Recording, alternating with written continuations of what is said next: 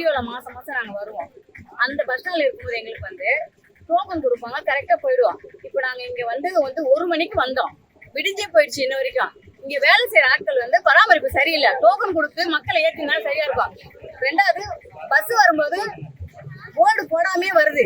அந்த போர்டு போட்டு வந்தாங்கன்னா ஜனங்க இந்த இடத்துல வருது ஏறலன்னு சொல்லி இங்க இருந்து அங்க அனுப்புறாங்க, அங்க இருந்து இங்க அனுப்புறாங்க. பஸ் ஸ்டாண்ட சுத்தி 1 மணில இருந்து இது வரைக்கும் சுத்திட்டு வந்திருக்கோம். குழந்தைகளை வச்சுட்டு இருக்காங்க.